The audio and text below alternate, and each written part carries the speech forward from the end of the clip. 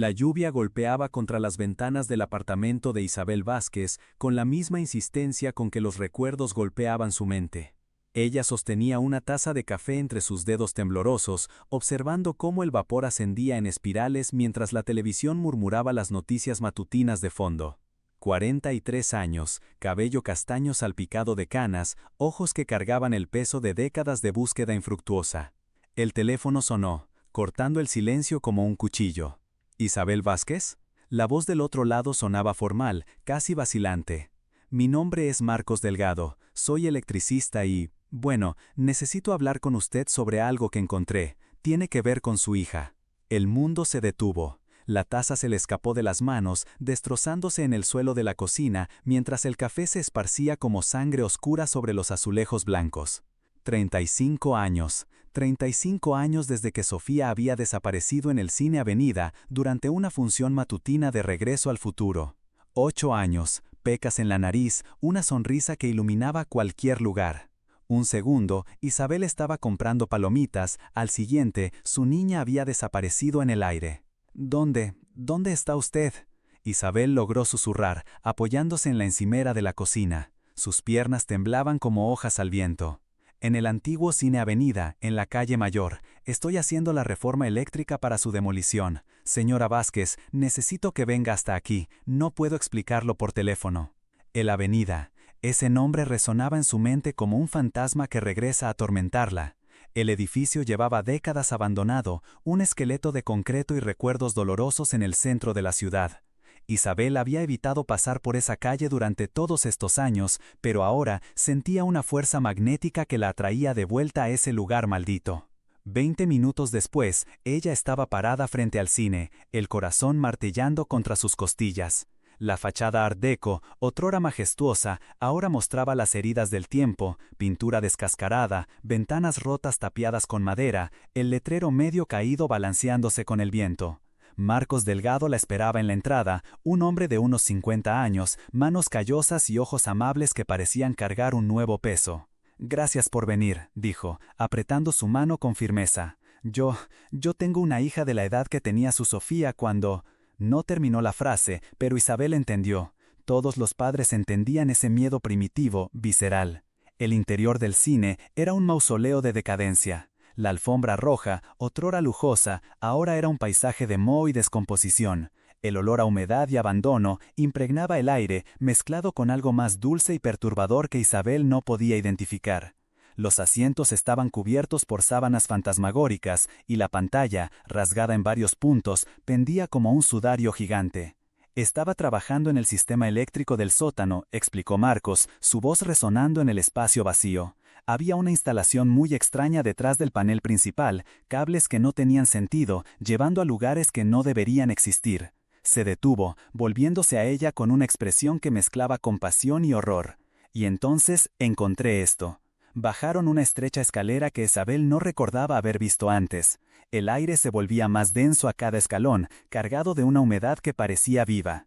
Marcos encendió una linterna potente y los haces de luz danzaron por las paredes de concreto descascarado, revelando inscripciones extrañas garabateadas con lo que parecía ser tiza o carbón. «Aquí», dijo, señalando una sección de la pared donde había removido un panel eléctrico. Estaba escondido detrás de eso. Isabel se acercó y su mundo se derrumbó por completo.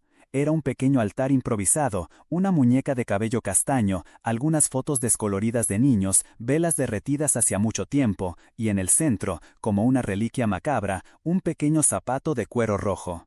El zapato que Sofía llevaba el día que desapareció. «No», susurró, arrodillándose ante el altar. Sus manos temblaban al tomar el zapato, y todos los recuerdos regresaron como un tsunami emocional. Sofía atándose los cordones por la mañana, quejándose de que eran difíciles de atar, Isabel ayudándola pacientemente. «No puede ser». Marcos puso una mano vacilante en su hombro. «Hay más cosas, documentos, cartas. Yo creo que alguien ha estado usando este lugar por mucho tiempo, décadas quizás». Isabel sintió náuseas subiendo por su garganta. El altar no era solo un santuario, era una prueba de que Sofía había estado allí, que alguien la había traído a ese sótano olvidado.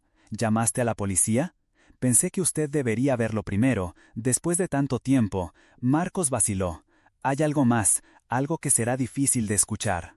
Él la condujo más adentro del sótano, a través de un estrecho corredor que olía a moho y desesperación. Las paredes estaban cubiertas por decenas de fotografías, niños de diferentes épocas, todos con edades entre 7 y 10 años, todos sonriendo inocentemente a la cámara. Isabel reconoció algunas caras de los casos de desaparición que había seguido obsesivamente a lo largo de los años. «Dios mío», murmuró, la voz casi inaudible. «¿Cuántos niños?»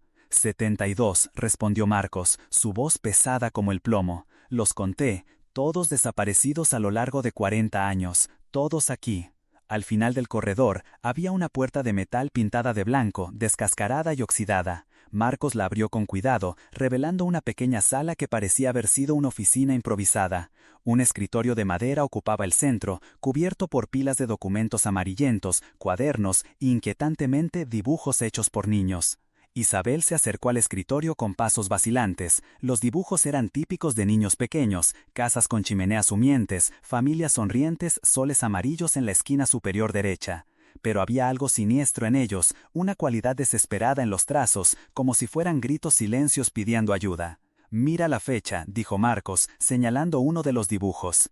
Isabel miró y sintió que el suelo se desvaneció bajo sus pies. La fecha era diciembre de 1985, 3 meses después de la desaparición de Sofía, viva y prisionera en aquel horrible lugar, haciendo dibujos desesperados con la esperanza de que alguien los encontrara. El mundo comenzó a girar. Isabel se apoyó en la mesa, respirando con dificultad mientras las lágrimas le ardían en los ojos. Sofía estaba viva 3 meses después de su desaparición, viva y prisionera en aquel horrible lugar, haciendo dibujos desesperados con la esperanza de que alguien los encontrara. «Hay un diario», dijo Marcos suavemente, entregándole un cuaderno de cuero gastado. Isabel abrió el cuaderno con manos temblorosas. La caligrafía era meticulosa, casi obsesiva, documentando cada adquisición con detalles enfermizos. Hojeó las páginas, buscando cualquier mención a Sofía, hasta encontrar una entrada fechada el 15 de septiembre de 1985. «La niña del cine es especial», leyó en voz alta, su voz quebrándose. «Cabello como seda, ojos como estrellas. Será perfecta para el ritual de septiembre. Las otras niñas también están listas. Finalmente, después de tanto tiempo, podemos completar el ciclo». Isabel dejó caer el cuaderno, sus piernas cedieron. Marcos la sujetó, ayudándola a sentarse en una silla polvorienta. «¿Ritual?», logró preguntar. «Hay más», dijo Marcos, su voz casi inaudible. «Hay menciones a una secta, un grupo que se reunía aquí. Llamaban al lugar el Santuario de las Almas Inocentes. Creían que las niñas eran portales a algo más grande». Isabel sintió que el vómito le subía por la garganta. Secta. Ritual. Su Sofía había sido víctima de fanáticos lunáticos que veían a las niñas como objetos de una enfermiza adoración. ¿Dónde están los cuerpos? Marcos negó con la cabeza. «No hay cuerpos, al menos no aquí. Pero hay indicios de que fueron llevados a otro lugar, un sitio llamado Jardín Eterno en las montañas».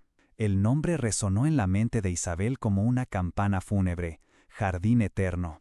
Había oído hablar de ese lugar antes, décadas atrás, cuando la policía investigaba otras desapariciones. Un terreno abandonado en las montañas, propiedad de una familia rica que había muerto en circunstancias misteriosas en la década de 1950. «Necesito ir allí», dijo, levantándose con una determinación renovada. «Necesito saber qué pasó con ella». «Isabel, no», protestó Marcos. «Esto debería ser trabajo de la policía, es peligroso». «¿Peligroso?», Isabel rió, pero no había humor en su voz. «He pasado 35 años muerta por dentro. Peligroso es seguir viviendo sin saber la verdad. Si estás siguiendo esta perturbadora jornada de descubrimientos y revelaciones, suscríbete al canal para no perderte los próximos relatos que continuarán desvelando misterios que el tiempo intentó enterrar». Marcos dudó, pero algo en los ojos de Isabel, una férrea determinación forjada por décadas de dolor, lo convenció. «Entonces iré contigo. Tengo una hija, entiendo». 2 horas después, conducían por las serpenteantes carreteras de montaña, el coche de Marcos cortando la niebla que parecía tragarse el mundo. Isabel sostenía el diario de la secta, leyendo pasajes que le provocaban náuseas pero que también alimentaban su determinación. Cada palabra era una pista, cada entrada una pieza del rompecabezas que finalmente se estaba formando. «Escucha esto», dijo, leyendo un pasaje particularmente perturbador. «El jardín eterno es donde las almas inocentes encuentran la paz verdadera. Bajo las piedras sagradas duermen hasta que llegue el gran despertar. Cada niña es una semilla plantada en la tierra bendita». «Piedras sagradas», murmuró Marcos, maniobrando el coche por una curva cerrada. El camino que llevaba al jardín eterno era casi intransitable, cubierto por décadas de vegetación salvaje. Tuvieron que abandonar el coche y continuar a pie, siguiendo un sendero mal definido que serpenteaba entre árboles retorcidos y vegetación densa. El aire estaba cargado de humedad y algo más, un olor dulce y nauseabundo que Isabel no podía identificar. Después de casi una hora de caminata, emergieron en un claro donde el tiempo parecía haberse detenido. El jardín eterno era exactamente lo que su nombre sugería, un jardín abandonado pero con algo profundamente inquietante. Filas de pequeñas lápidas de piedra se extendían por el terreno, cada una marcada solo con un número y una fecha. 72 lápidas, 72 niñas. Isabel caminó lentamente entre las piedras, sus dedos temblando al tocar cada una. Las fechas se extendían a lo largo de 4 décadas, desde 1945 hasta 1985. La última lápida, la número 72, estaba marcada con la fecha del 21 de diciembre de 1985. «Solsticio de invierno», murmuró Marcos, comprobando el diario. «Dice aquí que el ritual final siempre ocurría en el solsticio de invierno, la noche más larga del año». Isabel se detuvo ante la lápida 72, su corazón desgarrándose en 1000 pedazos. 21 de diciembre de 1985. 3 meses después de que Sofía desapareciera. 3 meses de cautiverio, terror y finalmente muerte. «Mi niña», susurró, arrodillándose ante la piedra, «mi dulce Sofía». «Isabel». La voz de Marcos estaba tensa, alerta.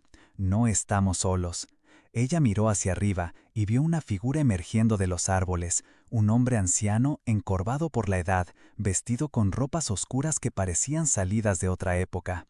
Sus ojos eran de un azul gélido, y había algo en ellos que hizo que Isabel sintió como si estuviera mirando a un abismo. «Visitantes», dijo el hombre, su voz resonando extrañamente en el claro.